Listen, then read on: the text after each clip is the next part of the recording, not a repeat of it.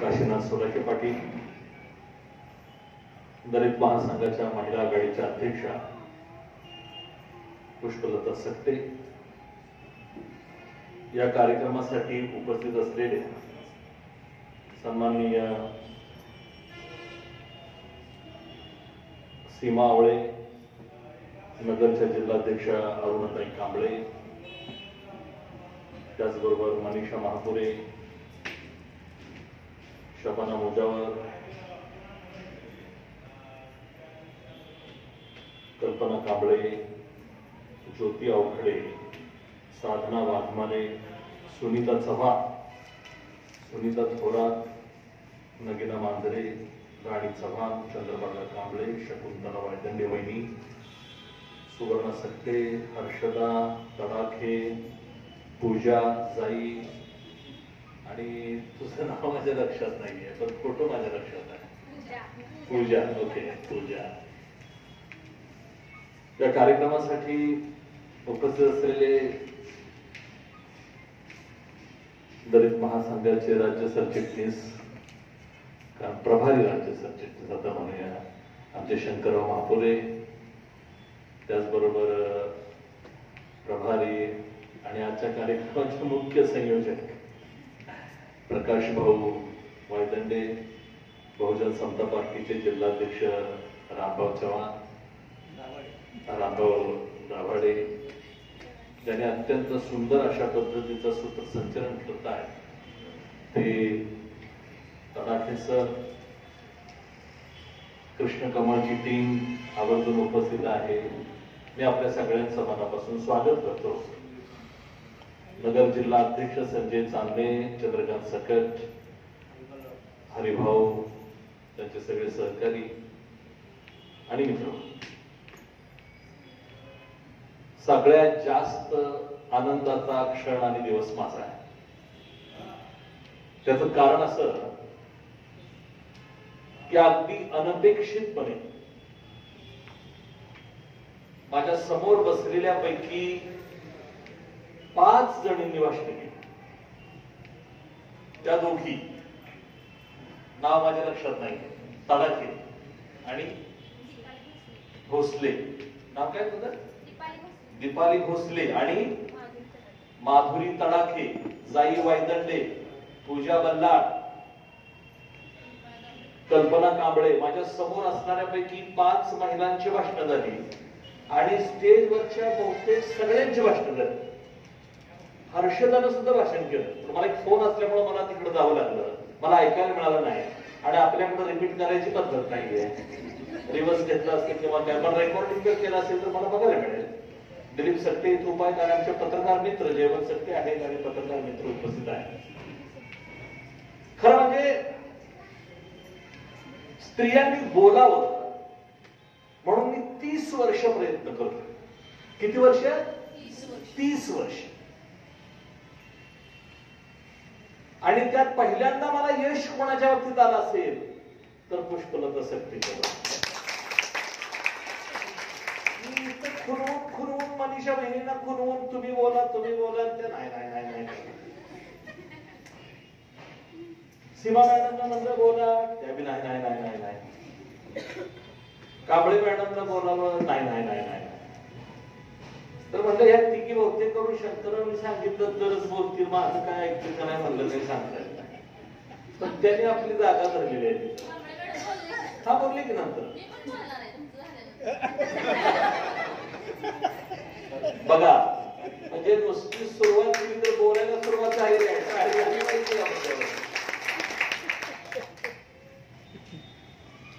बोललं पाहिजे. बोलणाऱ्याच्या एरड्या ऐकताय. आपल्याला एरड्या ऐकायचे नाही, आपल्याला गहूच विकायचे. कारण आपल्याकडे गहू आहे, आपल्याकडे इंद्रायणी तांदूळ आहे, बासमती आहे, सगळं आहे आपल्याकडे. बोलणं नाहीये. बरं, बोलायला आपल्याला येत नाही असं पण नाही. मी तर दावानिशी सांगू शकतो, या भारतातल्या समाज व्यवस्थेमध्ये सर्वात उत्कृष्ट उत्कृष्ट बोलणारा जर कुठला समाज असेल तर तो मातंग समाज आहे. मी तुम्हाला छाती ठोकपणे सांगतो. आणि याचा पुरावा जर घ्यायचा असेल तर जनावरांच्या बाजारात तुम्ही जावा. जनावरांच्या बाजारात जावा. ज्या जनावरांकडे कुणी बघणार नाही त्याला शिंग रंगवून माणसं नेहतरी ती गळ्यात घालणार म्हणजे घालणार. एक नंबरचा बिझनेस. मी माझ्या लहानपणी काही लोक बघितलेले. आमच्या समाजातली जी हेडी आहेत त्याला काय शब्द आहे? दलाल ना? काय म्हणायचं? दलाल शब्द मला नाही आवडत. हेडेकर जे आहे, अहो काय हेडेकर असायचे माझ्या लहानपणी. आताचे काय मला मी फारसं जात नाही, पॅन्ट शर्ट घालत असते. मी जेव्हा बघत होतो तेव्हा पांढर शुभ्र होता, नेहरू शर्ट किंवा 3 बटणी, हातात ती काळी बॅग असायची, टोपी असायची. आमदार खासदार झक मारायला असला आमचा हेड दिसायचं आणि हातात बॅग असायची. आणि शपथ घेतल्याशिवाय बोलत नव्हतं. शक्तीवर सांगतोय मला, पिशवीवर हात ठेवा. शक्तीवर सांगतोय. आम्हाला कळत नाही पिशवीवर हात मारतोय. लोक म्हणायची जेवणाचा डबा आणि तो हात ठेवून म्हणायचा आला शपथ सांगतो. मी एकदा उत्सुकता म्हणून म्हटलं काय आहे बघा पिशवी. काय नाही चपल्या होत्या हेडीच होत. पण बोलायला लागली की बोलायचं काम. आमचा समाज बोलण्यात 1 नंबर आहे, भांडण्यात 1 नंबर आहे. मी कितीतरी वेळा सांगितलं आमच्या समाजाबरोबर एकदा भांडून बघा. कुणी पण असू द्या, हरणार. आणि आमचा समाज तर शिवेच्या बाबतीत तर विशेष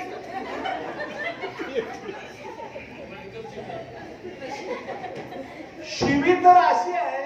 मी ऐकलीच सगळे शिवी. मी विट्यात आहे. मी विट्यामध्ये आहे. मी 10वी पर्यंत विट्याच्या हॉस्टेलला होतो.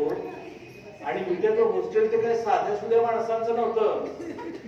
कर्मवीर भाऊराव पाटलांच्या शाळेतला पहिला विद्यार्थी आणि ज्यांचा सत्कार खुद्द महात्मा गांधींनी केलाय त्या तात्यासाहेब भिंगरदेवींच्या हॉस्टेलला मी होतो विट्यात. आणि ते हॉस्टेल प्युअर मांगवड्यात होतं मधी. आम्ही उठताना शिव्या ऐकतच उठायचो आणि झोपूस तर शिव्या ऐकतच झोपत होतो. काय शिव्या असायच्या. त्या शिव्यामध्ये जे शब्द आहेत हे शब्द त्या ब्राह्मणांनी लिहिलेल्या कुठल्याही डिक्शनरीत घालणार नाही. असले शब्द मागवले नाही.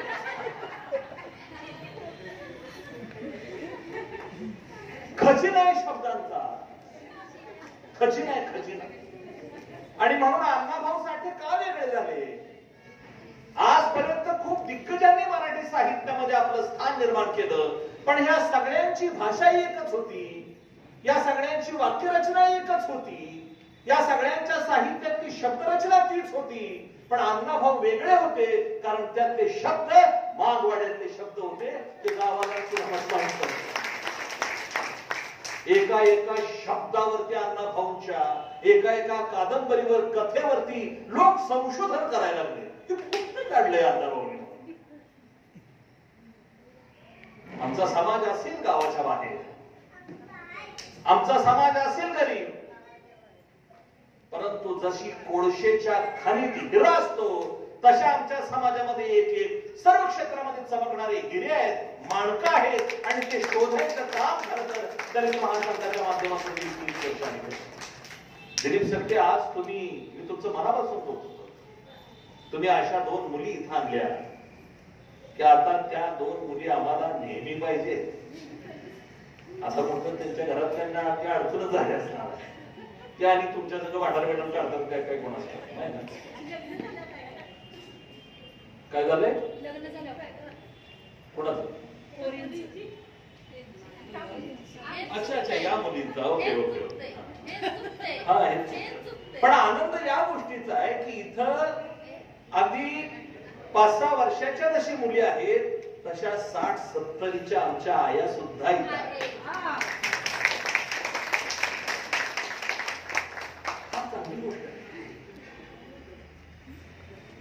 महासंघानं माणसाला बोलायला शिकवलं. दलित महासंघानं माणसाला लढायला शिकवलं. दलित महासंघानं माणसाला विचार करायला शिकवलं. आणि दलित महासंघाला जर कोणी शिकवलं असेल तर ते ज्योतिबा फुले आणि सावित्रीबाई फुलेंनी शिकवलं. डॉक्टर बाबासाहेब आंबेडकरांनी आम्हाला शिकवलं.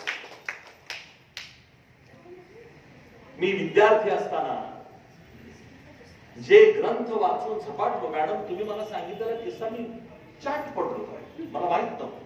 मला जगातलं सगळं माहित आहे पण घरातलं मला काहीच माहित. मला आज कळलं की बौद्ध समाजामध्ये आमच्या घरामध्ये काम करणारी जी महिला आहे ती पुस्तकं बघून थक्क झाली. धुणं भांडी करायला आलेली बौद्ध समाजाची बाई माझ्या घरातली पुस्तकं बघून धुणं भांडी करायचं काम राहिलं तास तर पुस्तकच बघत होती. आणि मला हे पण आज कळलं की आमच्या समाजातली एक मातंग समाजातली होती ती म्हणत होती जाईल तिकडे पुस्तकं कागद जायची पोत्यात भरून कुठे नेऊन टाकायचं नाही. बायका दोन, समाज दोन, पण एक पुस्तकापूर्ण तिची नजर हटना आणि एक पुस्तक बघून कवायचं पुस्तक हटवायचं असा विचार करते. हा फरक आपण समजून घ्यायला पाहिजे. आणि म्हणून मित्रांनो आणि सगळ्यांना सांगतो, ज्याच्या हातात असतं पुस्तक त्याचं बदलतं मस्तक, आणि ज्याचं बदलतं मस्तक तो गुणापुढंच होत नसतो नतमस्तक. ग्रंथ काय करू शकतात? ग्रंथ जग बदलू शकतात, जग क्रांती करू शकतात ग्रंथ.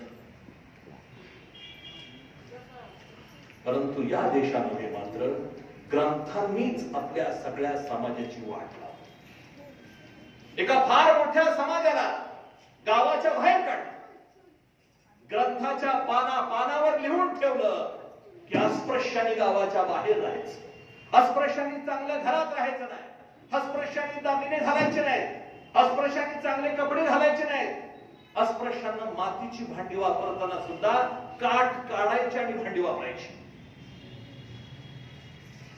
हे ग्रंथात लिहिलंय. आणि जो नवीन कपडे घालेल, जो चांगलं घर बांधेल, जो दागिने घालेल चांगले, त्याचा शिरच्छेद करायचा, त्याला ठार करायचं, अशा शिक्षा ग्रंथामध्ये दिल्या होत्या. आणि म्हणून बाबासाहेब आंबेडकरांसारख्या महामानवांच्या पुढे प्रश्न पडला की हे ग्रंथ आमच्यावर अन्याय करणारे, या ग्रंथामध्ये आम्हाला माणुसकीचे हक्क नाही, हे ग्रंथ आम्हाला माणसासारखं वागवत नाही. महाडच्या 14 तळ्यामध्ये, ज्या तळ्यामध्ये, ज्या पाण्यामध्ये जनावर जात आहेत, कुत्री जात आहेत, म्हैशी जात आहेत, त्या तळ्यात आम्हाला जाता येत नाही, त्या पाण्यात आम्हाला जाता येत नाही. आणि का जाता येत नाही तर ग्रंथात असं लिहिलंय. आणि बाबासाहेब आंबेडकर म्हटले, जे ग्रंथ आम्हाला माणुसकीचे हक्क देत नाही त्या ग्रंथांना आम्ही मानणार नाही, उलट आम्ही जाळणार म्हणल्यावर डॉक्टर बाबासाहेब आंबेडकरांनी मनुस्मृती हा ग्रंथ दिला. आणि मला अभिमान वाटतो सांगायला, दलित महासंघानं सुद्धा या मनुस्मृती ग्रंथाच्या चिंधड्या केलेल्या आहेत. आणि अनेक वेळा या ग्रंथाला आग लावायचं काम दलित महासंघाने केलंय. आणि आज सुद्धा आम्ही ते काम करतो, कारण आम्हाला आमचे माणुसकीचे हक्क पाहिजे, आम्हाला न्याय पाहिजे, आम्हाला समता पाहिजे, आम्हाला अधिकार पाहिजे. आणि आम्हाला जागा नको आहे, जे आमचे आहेत तेच फक्त आम्हाला द्या, एवढंच आम्ही म्हणतो. आम्हाला जागा नको आहे, पण जो न्याय तुम्हाला आहे, जो न्याय गावातल्या माणसाला आहे, तो न्याय आमच्या माणसाला का नाही, ही लढाई ती आहे. आणि म्हणून आपली जबाबदारी जास्त आहे. सावित्रीबाई फुलेंच्या बद्दल मॅडमनी खूप चांगली मांडणी केलेली आहे, काशीनाथराव तुम्ही बोललेला आहे, कांबळे मॅडमनीही सांगितलेलं आहे. पण माझ्यापुढे प्रश्न हा आहे की सावित्रीबाई 9 वर्षाची, ज्योतिबा 13 वर्षाची. काय एखादं, मला विश्वास नाही या गोष्टीवरती, पण काय ही जोड त्या भारतामध्ये जन्माला आली. किती विश्वास, किती प्रेम, किती निष्ठा, संसाराबद्दल किती एकमत दोघांच.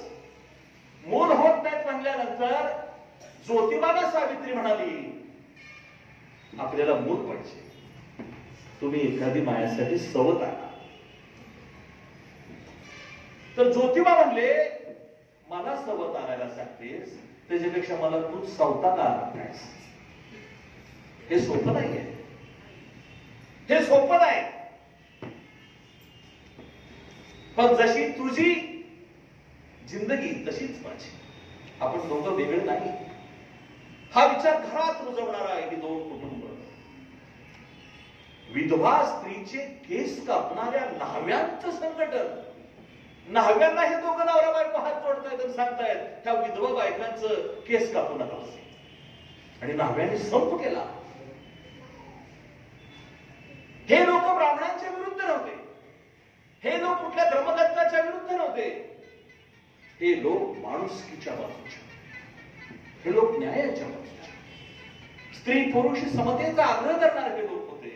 आणि म्हणून महात्मा ज्योतिबा फुले आणि सावित्रीबाई फुलेंचं चरित्र तुम्हाला आम्हाला सतत प्रेरणा देणार आहे. आपण वाचत नाही, आणि काय वाचायचं आपल्याला कळत नाही. माझ्याकडून प्रश्न पडतो. मगाशी मॅडमने सांगितलं जेजुरीला जात आहेत बाईकला, बारीला वगैरे. मी पण जायचो, आता बरीच वर्ष जात नाही मी बारीला वगैरे. पण गर्दी काय कमी झाली नाही, प्रचंड गर्दी आहे मंदिरामध्ये. पण एक लक्षात ठेवा, जे महालक्ष्मीला जात आहेत, जे यल्लामाला जात आहेत, त्या देवदाशी होत आहेत.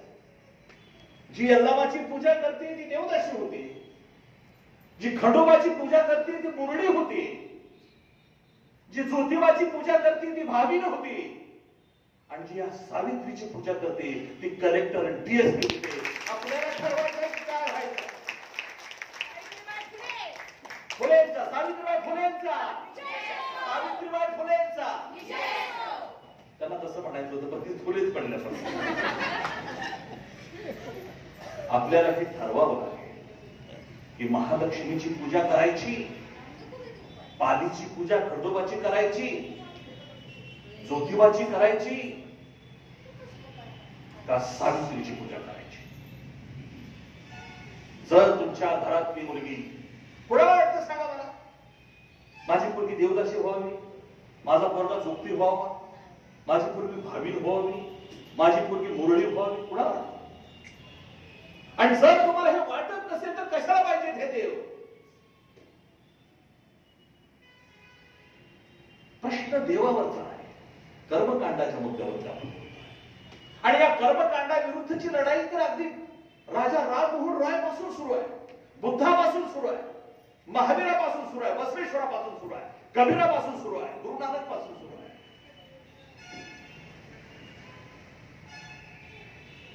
आपल्याला विचार करावा लागेल कधीतरी. आणि म्हणून माझं आपल्याला सांगणं आहे की एखाद्या साधू संतांच्या मठात जायचं की शिवाजी महाराजांच्या नावानं चालत असणाऱ्या विद्यापीठात जायचं, हा निर्णय ह्या पिढीला घ्यावा लागेल. आणि यामध्ये आपण कमी पडतोय. मॅडम, तुम्ही म्हणाला ते रास्त आहे की आजही दलितांचं, आदिवासींचं शिक्षणातलं प्रमाण 3% वरती नाहीये. 100 वरती 3 मुलं आमची विद्यापीठात जात आहेत. 3 म्हणजे 97 मुलं आजही आमची विद्यापीठापासून बाजूला आहेत. तुम्ही कपड्याचा मुद्दा मांडला, तुमच्या बोलण्यावरून माझं भाषण सुरू झालं असं मला वाटायला. कपड्याचा मुद्दा मांडला, आम्ही आता चांगले कपडे करायला. आता इथं काही मुली वगैरे आहेत, आता सगळे. आमच्या काळामध्ये पॅन्टी असायच्या, खाकी पॅन्ट, पांढरा शर्ट. तुमच्या वेळेला चढायचं कसं होतं? वेगळे होतं. खाकी पॅन्ट, पांढरा, इनशर्ट करायचं, वर टोपी असायचं. आणि मी इनशर्ट म्हटलं की टेन्शन मध्ये असायचं, पॅन्ट फाटलेली असायची. त्यामुळे माझं कसं असायचं, इनशर्ट फक्त पूर्णच करायचं, मागचं माझं खाली असायचं.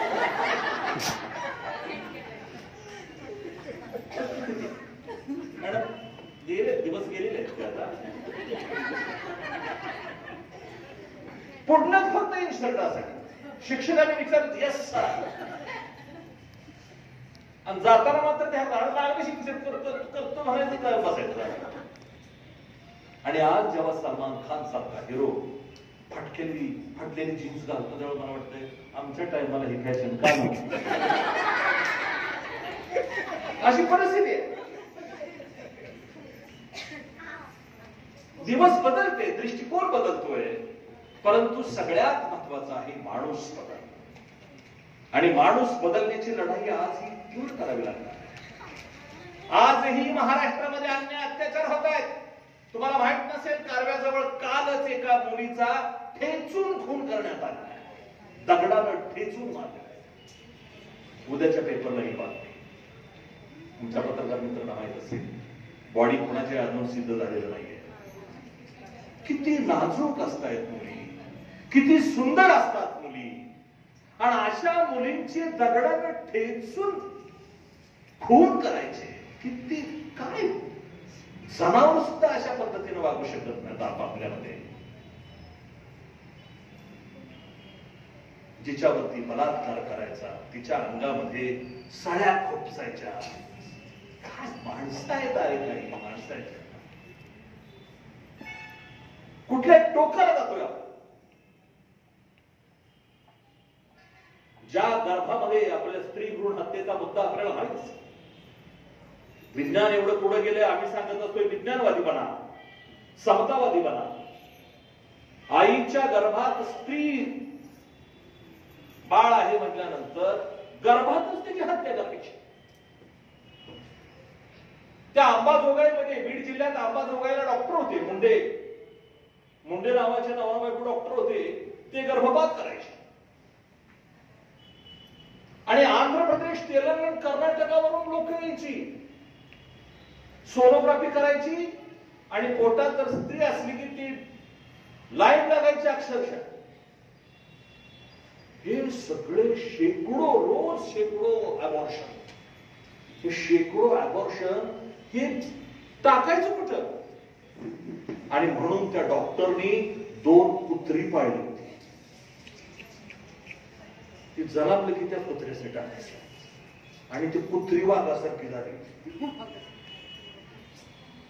हे डॉक्टर करत होता. MBBS doctor, MS doctor, MD doctor. काय शिक्षणाने माणसं बदलतात? ते असं बदलतात. आज संपूर्ण देशामध्ये हजारो कोटींचा भ्रष्टाचार करणारी लोक अडाणी नाही आहेत, हुशार आहे, क्वालिफाईड आहे. काल परवा शिक्षण क्षेत्रामध्ये कुठल्या तरी परीक्षेमध्ये जो घोटाळा झाला, आरोग्य विभागाच्या परीक्षेमध्ये घोटाळा झाला, आयुक्ताला पकड. 3 कोटीची मालमत्ता तिथे घरात सापड. 3 कोट. 3 वर किती शून्य द्यायचा भाऊ तुम्ही सांगू शकता, पण मला नाही सांगता येणार. 3 कोटी रोख कॅश घरात. आणि आम्ही या कार्यक्रमासाठी नाकी नव आमचं किलोने सोनं यांच्या घरात.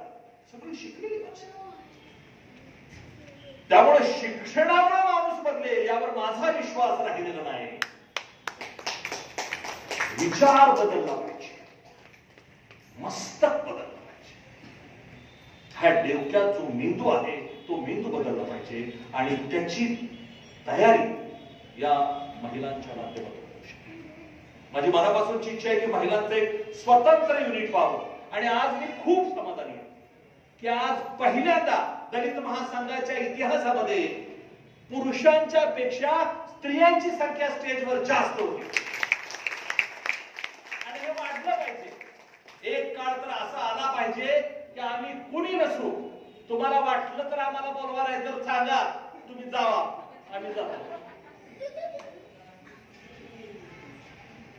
कोणीतरी म्हणतंय की जिच्या हाती पाळण्याची दोरी ती जगाला उतरते. एक स्त्री जर बदलली, डोकं बदललं तर मेकअपनं पण बदलतंय, पण नको ते मेकअपनं पण बदलतंय, ओळखत नाही ते. मी काय ह्याच्यात बघितलं. मी जपानला वगैरे जाऊन आलोय, मी थायलंडला जाऊन आलोय, आणि काही मेकअपच्या काही आम्ही बघितलंय. मेकअप काढल्यानंतर बायका ओळखणं झाल्या.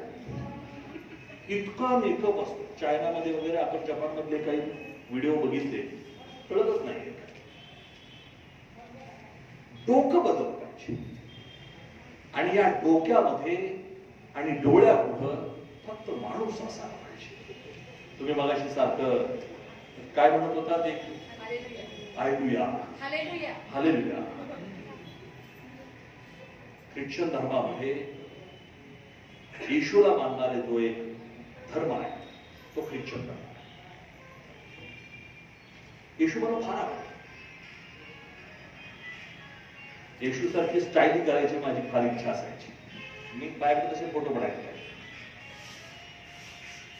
हा येशू जो आहे त्याला लोकांनी क्रुसावर चढवलं आणि खिळे मारून मारून मारून खलास केलं येशूला. आपण बघितलं असेल तो क्रूस आणि येशूची अशी मूर्ती आहे. त्यांच्या हातावर खिळे मारले, खिळे पायाला खिळे, क्रूसला रक्तबंबाळ असते. काय सांगत होता कृष्ण? येशू सांगत होता प्रेम करा, प्रेमाने राहा. जो येशू प्रेम करा, एकमेकाशी प्रेमानं वागा म्हणत होता, त्या येशूला अनुयायांनी खिळे ठोकून ठोकून मारले. प्रेम करा म्हणून सांगणारा येशू कणत कणत मरत होता आणि ज्ञानाचे दिवे लावा म्हणत म्हणत सावित्री सुद्धा क्रुसावर चढल्या. पण त्या मरत नव्हत्या, त्या लढत होत्या क्रुसावर. तो येशू होता, ही येशूची आई होती.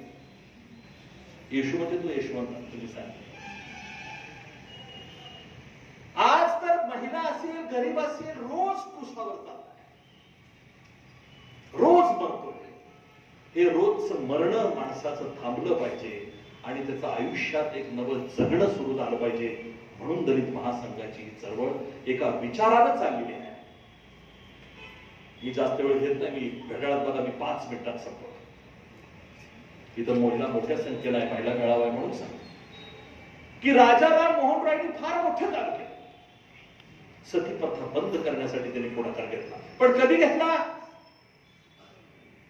जेव्हा त्यांची वहिनीला जेव्हा सती जायचं होतं, सगळे लोक ब्राह्मण होते. राजाराम मोहन राय ते सती घेऊन चालले होते आणि वहिनी म्हणाली जाताना, भाऊजी मला नाही सती जायचं. पण राजाराम मोहन रायला ते कळलं काय करायचं. सगळा आवाज देतो, धाडच होतं मी पुन्हा पुढं हिला सती नेऊ नका म्हणायचं. ती रडत होती, भाऊजी वाचवा, मला सती नाही जायचं, मला नाही मारायचं म्हणत होती. पण लोकांनी तिला तसंच नेलं. नवरा मेला होता, जो मेला होता त्याच्या चितेवर बसवलं आणि काढी लावली. लहानपणी आमची आई चुलीवर स्वयंपाक करायची. कधी कधी ती विस्तू अशी उचलायची, ठेवायची बाजूला काढून वगैरे, इंगाळ विस्तू उचलायची हातात. पण कधी कधी एखादी फुनगी जर हातावर पडली तर झटकन एकदम माणूस हात, किती क्षणात आपण हात बाजूला घेतो. एखादा विस्तवाचा कण जर आपल्या हातावर पडला, एखादा विस्तवाचा कण अंगावर पडला तर आपण एवढं हालतो.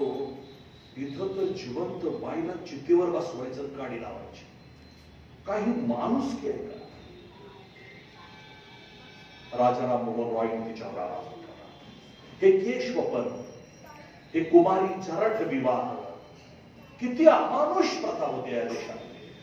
मुलगी जन्माला आली की तिला पुरायची, ही एकेकाळी भारतात प्रथा होती.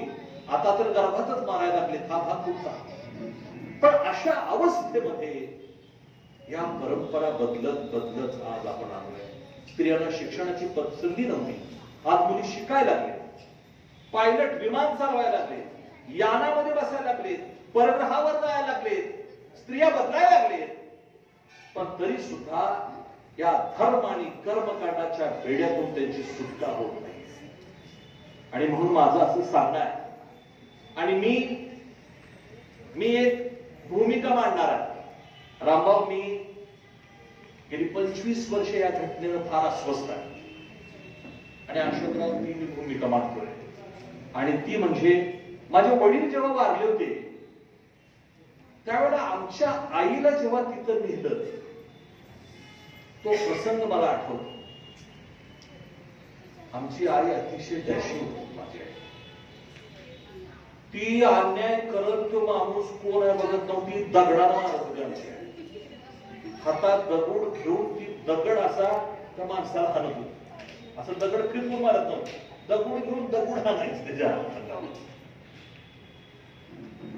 एवढी आमची आई वाघी होती. पण आमचे वडील वागल्यानंतर त्यांना जेव्हा आमच्या आईला तिथं आणलं होतं त्यावेळेला आमच्या आईला चाला येत नव्हता. ती फार गळाटली होती. आमच्या मामाने वगैरे तिला धरून तिथं आणलं, ते अक्षरशः तिनं अंग टाकून दिलं. मला तो प्रसंग माझ्या समोर आहे. आमच्या मामांनी तिच्या हातातल्या बांगड्या फोडल्या, तिच्या पायातल्या जोडवी काढली.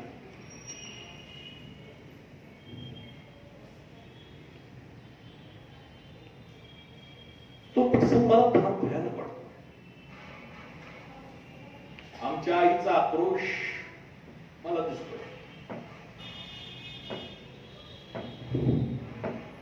ते मंगळसूत्र जेव्हा आमच्या आईच्या गळ्यातलं काढलं, आमची आई फार रडत होती.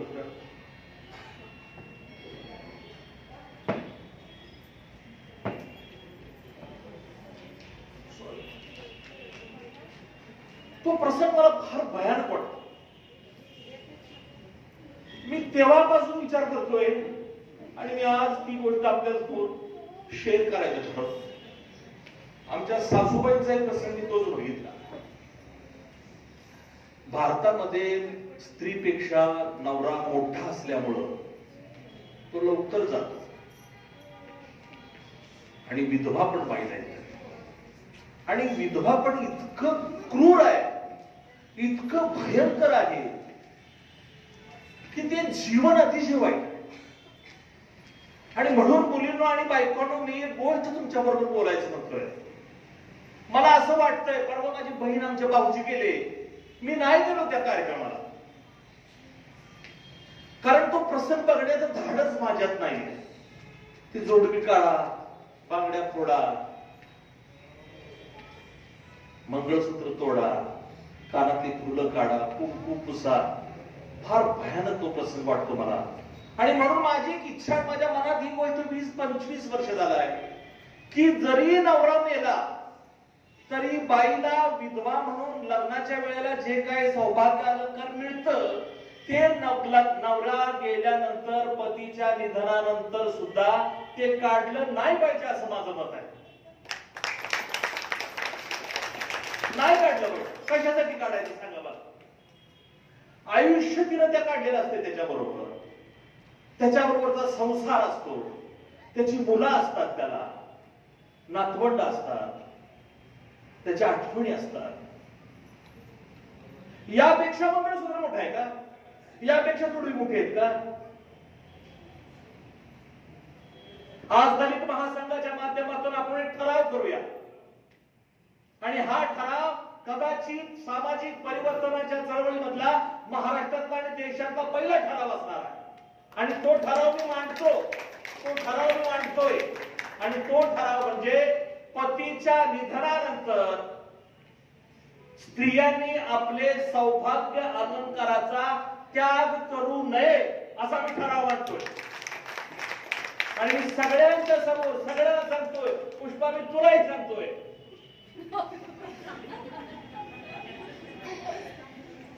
नाही हे माझं मत आहे. मी तुझ्या बरोबर खूप वर्ष आहे, तू काय काळजी करू नको.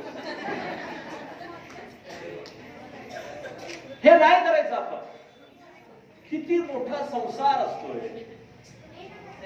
आणि तिला एकदम ढोंडी करून टाकतात, तिला एकदम विचित्र करून टाकतात, तिला एकदम क्रूर करतात. मला वाटतं हे थांबलं पाहिजे. आणि त्या दृष्टीनं जर तुम्हाला माझ्या मताशी जर तुम्ही सहमत असाल तर जोरदार टाळ्या वाजवून या गोष्टीचा आपण स्वागत करू. आणि एक नवं जीवन ती त्याचीच असते आणि ती त्याचीच राखली पाहिजे. मला तर असं वाटतंय, मी खरं तर या गोष्टी बोललो नाही पुष्पा बरोबर, की ज्या काय तिसरा दिवस किंवा काही दिवस असेल त्यावेळेला तिच्या गळ्यातले दागिने काढल्यानंतर त्याच्या फोटो जवळ ते ठेवावे आणि जो काही तो विधी संपले, भले 3 दिवसाचे 5 दिवसाचे संपल्यानंतर पुन्हा तिला हातानं त्याचीच आठवण म्हणून त्याने ते गळ्यात घालावं, त्याच्या नावानं तिला बिंदास्त काय ती कुंकू लावावं, जोडवी तिला वाटली तर घालावी, बागड्या घालाव्या, अजिबात ती नाही करू. आमच्या आईनं वडील गेल्यानंतर हिरव्या रंगाची साडी मरेपर्यंत तिला नेसली. मी चुकून मला आवडलेली काही साडी घेऊन गेली तर म्हणजे तुला कळत कसं नाही, हे असण्यासाठी कशी काय करू. मला चांगली तसंही जरा हिरवा कलर कोणाला आवडतो, थोडंफार मोरपंखी वगैरे, आमच्या इथे नाही घेतलं. तर स्त्रियांच्या सन्मानासाठी आणि स्त्रियांचं कुरूपपणा जो आहे त्यांच्या आयुष्यामधला तो नष्ट करण्यासाठी आपण हा ठराव केलेला आहे. आणि हा ठराव संपूर्ण महिलांसाठी एक प्रेरणादायी ठरावा अशा पद्धतीची मी अपेक्षा व्यक्त करतो. आणि सावित्रीबाई फुले आणि ज्योतिबा फुले या दोघांच्या विचारांना, त्यांच्या प्रेमाला, त्यांच्या मैत्रीला, त्यांच्या कार्याला, त्यांच्या निष्ठेला पुन्हा एकदा लाख लाख वेळा अभिवादन करून मी आपल्या सगळ्यांची रजा घेतो. जय भारत. आज आपण काही महत्वाच्या पदांची सुद्धा घोषणा करणार आहे. काशीनाथ सुरागे पाटील त्या पदांची घोषणा करतील आणि त्याच्यानंतर हा कार्यक्रम संपेल. त्यानंतर प्रदेशाध्यक्ष सन्माननीय काशीनाथ सुरागे पाटील हे या ठिकाणी योग्य निवड असणाऱ्या काही पदाधिकाऱ्यांची निवड करतील. कारण प्रेमकर भिल्लासारख्या बाणावरती पोहोचलेलं मातीत रोगून सुद्धा मेघापर्यंत पोहोचलेलं, परंतु असं प्रेम माया ममता